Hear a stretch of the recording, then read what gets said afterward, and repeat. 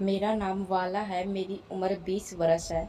मैं उत्तर प्रदेश के रामपुर ज़िले की रहने वाली हूँ और मैं अपनी माँ और एक बड़े भाई के साथ रहती हूँ। मेरे भाई का नाम राजेश।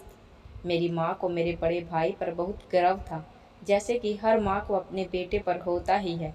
लेकिन मेरी माँ तो मेरे भाई को कुछ ज़्यादा ही झूठी तारीफ़ें करती थी। इतनी तारीफ़ कि असल ज़िंदगी में वह इतना अच्छा था ही नहीं। जब मेरे भाई को गुस्सा आता तो मेरी माँ के साथ ही तेज आवाज़ में बातें करता। उसने मुझे आगे पढ़ाई के लिए भी मना कर दिया था, मगर मेरी माँ ने उससे बहुत जिद की और उससे कहा कि अगर लड़की 12वीं के बाद ही घर बैठ जाएगी तो मोहल्ले वाले बहुत हंसेंगे और बातें बनाएंगे, क्योंकि इसके साथ ही अभी सारी लड़कियां आगे बढ़ रही हैं। पूरे मोहल्ले में मेरे भाई की सब लोग इज्जत ही करते थे, बल्कि सबको इसका बड़ा डर भी था। लोग इससे बहुत डरा करते थे। एक बार की बात थी, मोहल्ले की एक लड़की के पीछे कुछ लड़के पड़ गए तो मेरे भाई ने मार मार कर उनकी बुरी हालत कर दी थी। इसलिए पूरे मोहल्ले में सब मेरे भाई को जानते थे और इनको बहुत इज्जत भी देते थे। लेकिन धीरे धीरे जैसे ही इसकी कमाई बढ़ती गई तो मेरा भाई कुछ आवारा सा हो गया। उसने गंदी गंदी आदतें लगा ली। अब तो मेरा भाई सिगरेट भी पीने लगा था।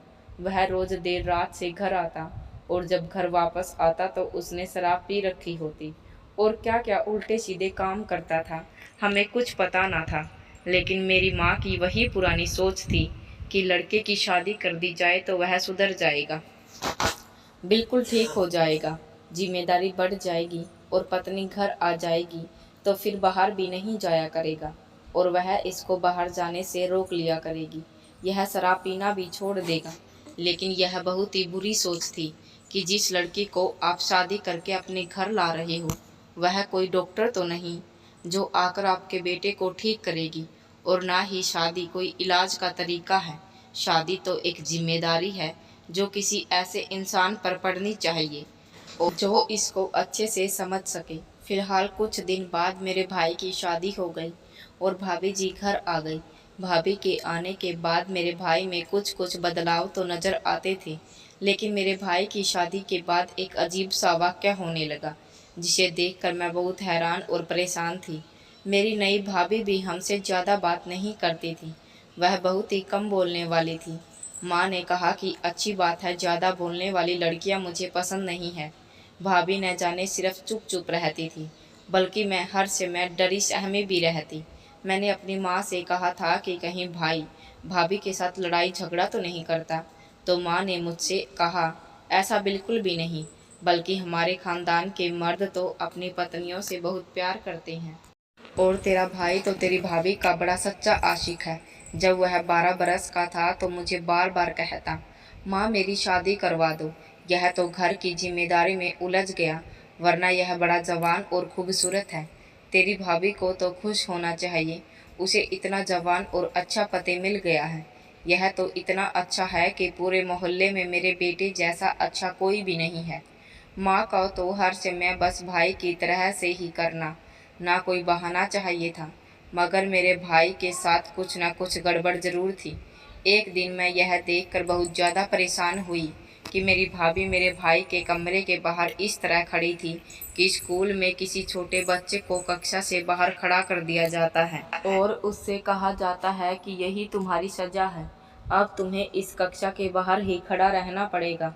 जबकि रात का वक्त था, इस समय तो भाभी को भाई के साथ कमरे में होना चाहिए था। भाभी का सर भी झुका हुआ था। जब मैं भाभी के करीब गई तो उन्होंने मुझे देखकर अपने आंसू चुपके से साफ किए और मैंने देखा कि आज तो मेरी भाभी ने नया सूट पहना हुआ था। वह नहा कर आई थी। आज तो आप बहुत प्यारी लग रही हैं। मेरी भाभी का रंग गोरा था, उनके लंबे बाल खूबसूरत बड़े बड़े बाल थे और मेरी भाभी का नाम क्या था। मैंने भाभी से पूछा कि आप रो क्यों रही हो और इस तरह कमरे के बाहर क्यों खड़ी हैं। भाभी ने मुझसे कहा कि मैं रो रही हूँ, मेरी आँख में कुछ चला गया है, जिसकी वजह से मेरी आंखों से आंसू आ गए। मुझे पूरा विश्वास था कि भाभी रो रही थी।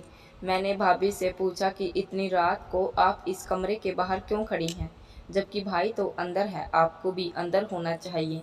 भाभी ने कहा कुछ नहीं, बस ऐसे ही खड़ी हूँ। मुझे लगा कि भाभी मुझे बताना नहीं चाह रही, इसलिए मैं चली गई और किचन में जाकर खाना बनाने लगी। किचन से भाई का कमरा साफ दिखाई देता था और मैंने देखा कि भाभी अभी तक वहीं खड़ी हैं। मैंने जब तक सब्जी बनाई, फिर उसके बाद रोटी और खाने में कुछ मीठा भी बनाया और इतनी देर तक भाभी वहीं खड़ी थी।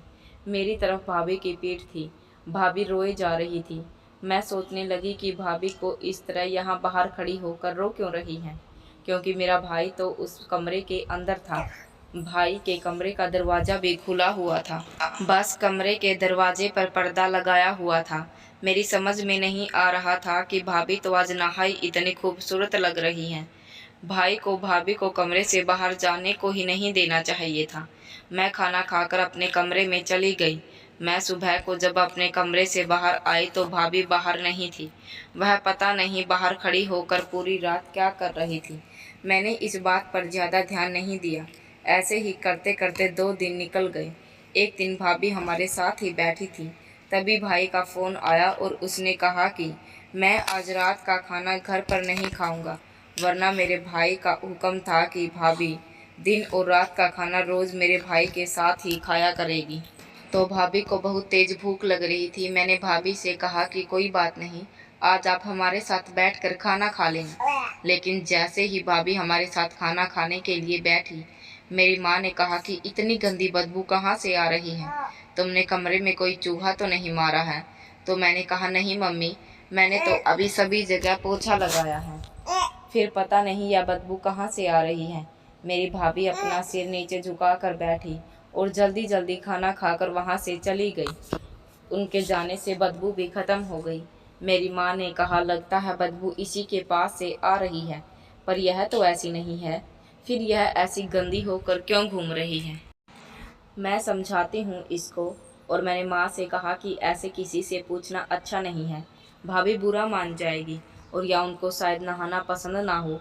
माँ ने कहा कि क्यों पसंद नहीं है?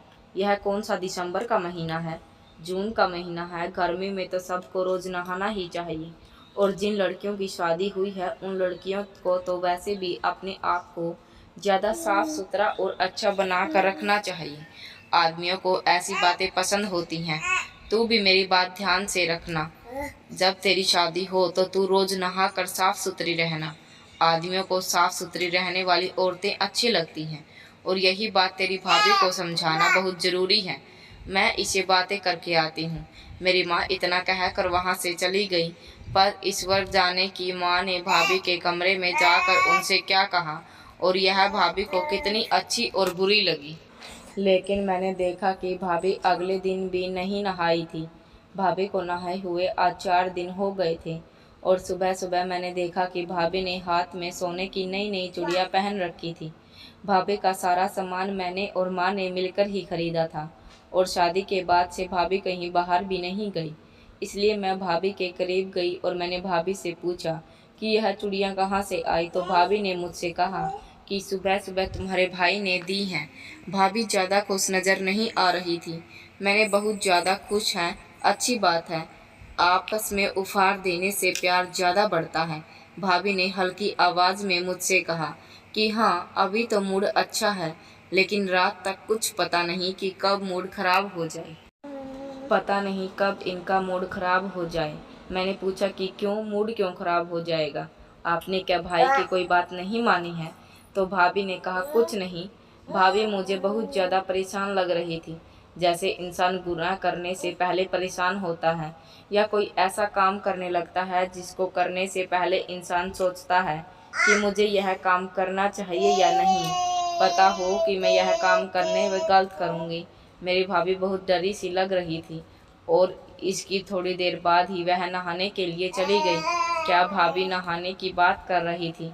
मैंने कहा यह तो बहुत अच्छी बात है, पर यह ऐसी कोई बात नहीं जिसको करने के बाद कोई भी दूसरे इंसान हम पर गुस्सा करे या उससे। मैं भाभी के अंदर से बहुत गंदी बदबू आ रही थी क्योंकि गर्मी का समय था। मेरी भाभी नहा कर आए तो वह बहुत ज़्यादा खूबसूरत लग रही थी और मैंने देखा उन्होंने आज दिन में बहुत अच्छा सूट पहन रखा था। पर मैंने भाभी से नहीं कहा नहा कर आप बहुत अच्छी लगती हो, मगर मैं उनकी प्रशंसा ज़रूर करती थी, इसलिए वह समझ जाए कि अगर वह नहा धोकर साफ सुथरी रहेगी तो सब उनकी प्रशंसा करेंगे और उनसे खुश रहेंगे। लेकिन मैंने देखा कि मेरी भाभी जब भी नहा धोकर तैयार रहती तो भाई उन्हें अपने कमरे के बाहर ही खड़ा रखते थे। इस बार मैंने भाभी के पास जाकर देखा तो वह तेजी से रो रही थी। मैंने उनके पास जाकर उनसे पूछा कि भाभी रो क्यों रही हो? तो भाभी ने मुझसे कहा कि तुम चुप कर जाओ, नहीं तो तुम्हारा भाई सुन लेगा कि फिर पूछेगा कि क्यों कमरे के बाहर खड़ी है, आपको रो क्यों रही हो? तो भाभी ने मुझसे कहा कि एक दिन तुम समझ जाओगी कि यह सब क्यों हो रहा है। लेकिन पता नहीं क्यों यह सब मेरे साथ ही क्यों हो रहा है। भाभी ने और भी ज़्यादा रोना शुरू कर दिया।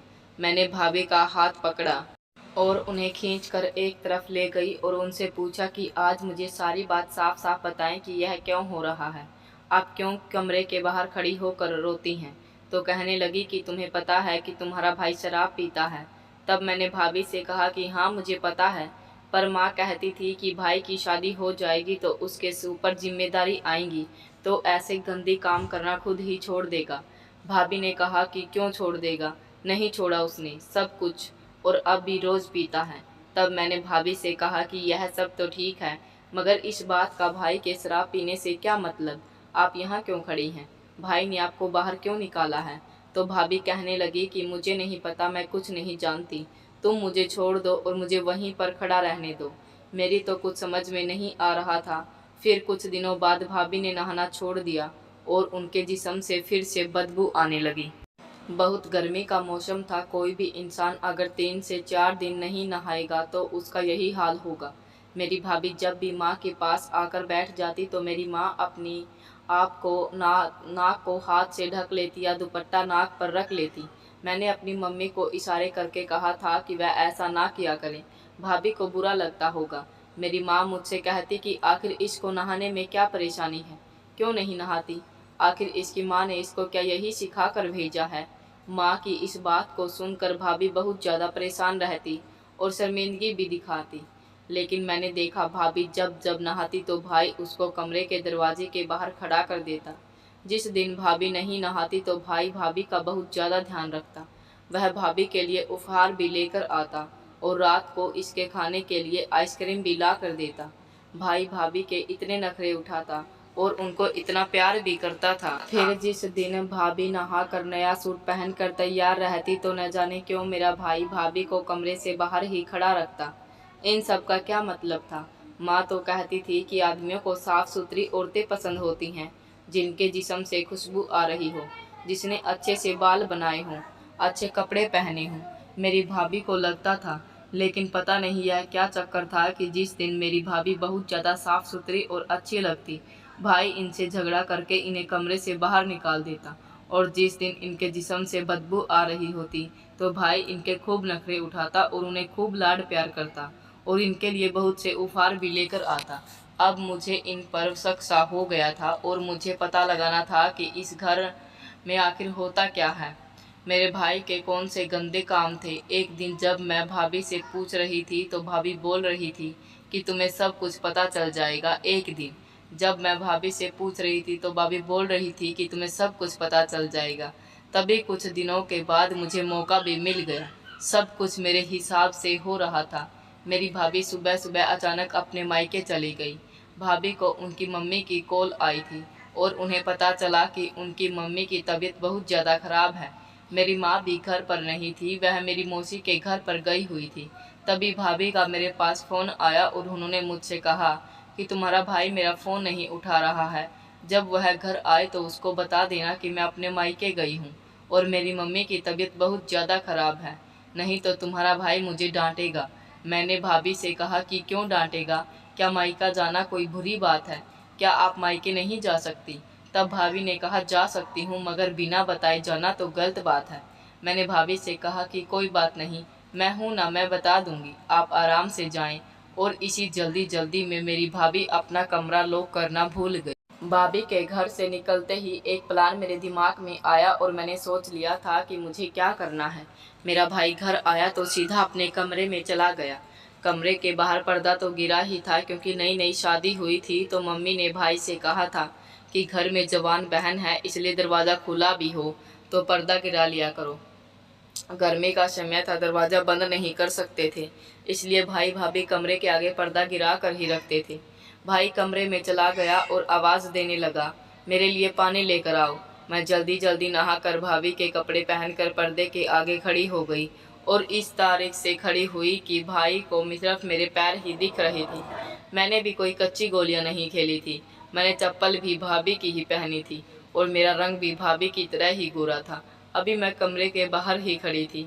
भाई ने जैसे ही देखा मैं कमरे के बाहर खड़ी हूँ तो मेरा भाई अजीब तरीब तरह की बातें करने लगा। मुझे पहले पहले भाई की बातें समझ में नहीं आती थी, लेकिन धीरे धीरे जैसे ही मुझे भाई की बातें समझ में आने लगी तो मेरे पैरों के नीचे से ज़मीन ही निकल गई। भाई ने कहा, अच्छा आज तो फिर से नहाई है, बड़ी साफ सुथरी बनी फिरती है। अगर तू नहीं नहाएगी तो क्या हो जाएगा? तेरी खूबसूरती ख़त्म हो जाएगी, तेरा रंग भी काला हो जाएगा, तेरे हाथ पैर भी काले पड़ जाएंगे। तू तो बड़ी पूजा पाठ करने वाली औरत है ना, तू तो बड़ी अच्छी औरत है ना, तेरे से ज़्यादा अच्छी औरत इस दुनिया में है ही नहीं, इसलिए तो रोज़ रोज़ नहाती है। मेरे भाई ने ऐसा कहा और कोई चीज़ उठाकर मेरे पैरों पर दे मारी। अब क्या भूत बनकर खड़ी रहोगी? आज मैं तुझे तेरी औकात याद दिलाता हूँ। लाते कोई भूत बातों से नहीं मानने वाले होते हैं, इसलिए मेरे आने से पहले ही यहाँ नहा कर खड़ी हो गई हो। तूने मेरे मना करने पर भी नहाने की गलती कैसे की? आज मैं तुझे अच्छी तरह से समझा कर ही रहूँगा। रोज बातें सुनने की तो तुझे आदत सी हो गई है। आज मैं तुझे अपने हाथ चला कर भी दिखाता हूँ। जब मैंने तुझसे कहा कि मुझे नहाई हुई औरतें बिल्कुल भी पसंद नहीं है, फिर तू क्यों नहाती है? मेरा भाई बहुत तेज तेज और बुरी तरह चीख रहा था। आज मुझे पता चल गया कि मेरी भाभी इनसे इतनी डरी हुई क्यों रहती हैं। आज मुझे समझ आ गया कि मेरी भाभी रोज़ रोज़ क्यों नहीं नहाती, क्योंकि मेरा भाई उनको नहाने से सख्त मना करता था और नहाने के लिए उनसे झगड़ा करता। लेकिन मुझे यह नहीं समझ में आ रहा था कि मेरी भाभी के नहाने से मेरे भाई को क्या परेशानी है। मेरे भाई ने और ज़्यादा बातें सुनाना शुरू कर दी। एक काम करने से तुझे मना किया है, लेकिन फिर भी तो उस काम को करती है, जिद लगाती है मेरे साथ। तू क्या चाहती है कि मैं तुझ पर गुस्सा करूं, तुझे मारूं? थोड़ी देर बाद मेरा भाई गंदी गंदी गालियां बकने पर आ गया। अब मैं और ज़्यादा सब्र नहीं कर सकती थी। मैंने पर्दा हटाया और भाई के कमरे में चली गई। मेरा भाई मुझे देखकर बहुत ज़्यादा हैरान और परेशान रह गया और मैं भाई को देखकर, क्योंकि मेरा भाई कोई अजीब सी चीज़ खा रहा था जिसमें से बहुत ही गंदी बदबू आ रही थी। मेरे भाई ने मुझे अपने कमरे में देखकर कहा कि तू यहाँ अपनी भाभी के कपड़े पहनकर क्या कर रही है? तुम्हारी भाभी कहाँ है? मैंने कहा कि भाभी अपनी माँ के घर गई है। मैंने भाई से कहा कि आप क्या यह गंदी चीज़ खा रही हैं? यह खाना तो सही नहीं है, इसको आपको नहीं खाना चाहिए। मेरी बात सुनकर मेरा भाई बहुत ज़्यादा हैरान रह गया और उसने अपना सिर नीचे झुका लिया और उसने मुझसे पूछा, क्या तुमने मेरी सारी बातें सुन ली? मैंने कहा, हाँ, सारी की सारी बातें सुन ली। आखिर क्या बात है, आप मुझे बताएंगे? आप भाभी के साथ इस तरह का व्यवहार क्यों करते हैं? इतनी अच्छी पत्नी मिली है आपको और आप उनके साथ ऐसा व्यवहार करते हैं। इतनी और आपको उनके साथ ऐसा व्यवहार नहीं करना चाहिए। क्या हो जाएगा अगर भाभी नहा लेंगी और आप यहाँ बैठकर यह गंदी चीज़ क्यों खा रही हैं, जबकि घर में इतना अच्छा खाना बनाया हुआ है? भाभी अपनी माँ के घर गई हुई हैं, मम्मी की तबीयत बहुत ख़राब है। भाभी ने मुझसे कहा था कि जब आप घर वापस आएं तो मैं आपको बता दूं, लेकिन मैं भाभी के साथ होने वाली हरकतों से काफ़ी परेशान थी। मुझे देखना था कि भाभी के नहाने पर आप इतना गुस्सा क्यों करते हैं। फिर भाई ने मुझे सारी की सारी बात बताई और वह सारी बात सुनकर मैं दंग रह गई। भाई ने कहा कि पहले हमारे घर में बहुत गरीबी थी। इस वक्त तुम 4 साल की थी। तुम्हें याद भी नहीं होगा कि हमारे घर में इतनी गरीबी थी कि खाने के लिए भी 1-1 रुपया होता तो मैं कहीं से भी 1-1 जोड़ कर खाना लेकर आता। वही खाना हम 3 लोग मिलकर खाते।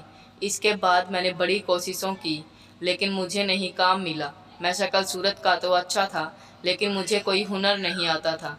मैंने पढ़ाई भी ज़्यादा नहीं की, मुझे कुछ नहीं आता था। मैं क्या करता? पापा भी हमारे साथ इस दुनिया में नहीं थे, इसलिए मैं इस गरीबी से बहुत तंग आ चुका था। फिर एक दिन मैं एक तांत्रिक बाबा के पास गया और उसने मुझसे कहा कि तू यह एक टोटका कर ले, इसके बाद तेरे पास दौलत की कभी कमी नहीं होगी। लेकिन इस टोटके को करने के लिए मुझे नहाना नहीं था।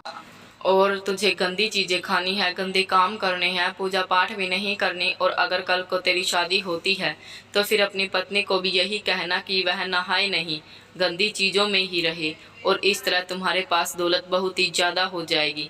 इसके लिए उसने मुझे कोई मंत्र भी बताया। और जब यह सब करने लगी, गंदगी में रहने लगा, गंदी चीज़ें खाने लगा, तो हमारे पास से गरीबी दूर होती गई और हमारे पास बहुत दौलत आने लगी। यह घर उसी दौलत से बना हुआ है। आज कोई भी ऐसी चीज़ नहीं है जो मैं खरीद नहीं सकता हूँ। तुम खुद ही बताओ, क्या आज तक मैंने तुमसे किसी चीज़ के लिए मना किया, या यह कहा हो कि मैं तुम्हें नहीं ला कर दे सकता क्योंकि मेरे पास पैसे नहीं हैं? इसलिए मैं शादी नहीं करना चाहता था, क्योंकि मैं सोचता था कि शादी के बाद पता नहीं कैसी पत्नी मिलेगी, वह मेरी बात माने या ना माने। बस इसलिए मैं तुम्हारी भाभी को कहता हूँ कि वह भी गंदगी में रहे। बस 3 से 4 दिन ही गंदी रहती है, फिर पता नहीं उसे क्या हो जाता है। वह कहती है कि मैं गंदी नहीं रह सकती, मुझे पूजा पाठ करनी होती है, इसलिए वह नहा लेती थी। इस बात पर मेरा उससे लड़ाई झगड़ा होता था, क्योंकि हम अगर इस तरह साफ सफाई रहने लगे तो मेरे पास जो दौलत है वह आना बंद हो जाएगी। मैंने भाई की यह बातें सुनकर अपना सर पकड़ लिया। मैंने अपने भाई से कहा कि भाई, आप यह किस तरह की बातों के चक्कर में पड़े हैं? आप मेहनत करते हैं इसलिए आपके पास पैसा है।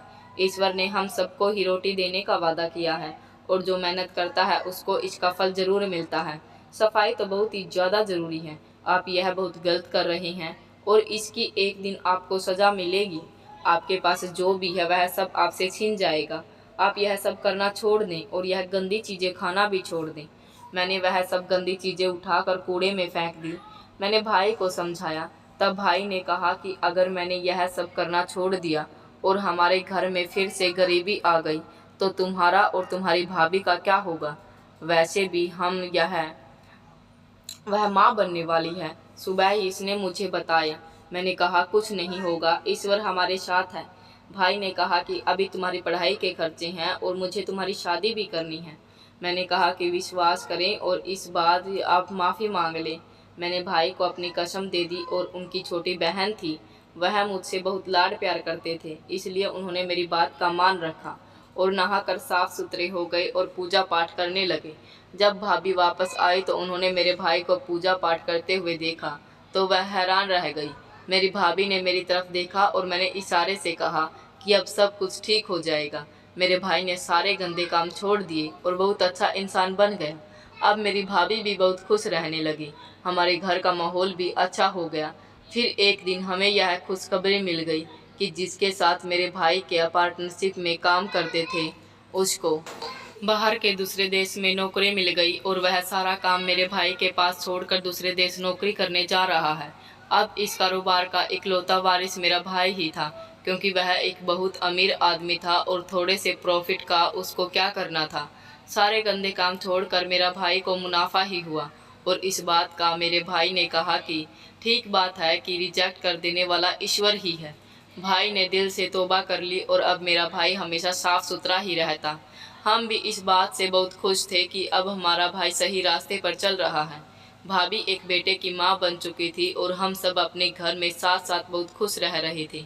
लेकिन मैं आज भी इस बार को सोचती हूँ कि मेरे भाई को जिसने इस काम पर लगाया हुआ था वह एक बहुत बुरा इंसान था, क्योंकि सच है कि इस तरह के टोटके होते हैं और इन टोटकों को पूरा करने के लिए इंसान को गंदगी में रहना होता है, गंदी चीज़ें खानी होती हैं, पूजा पाठ भी छोड़नी होती है।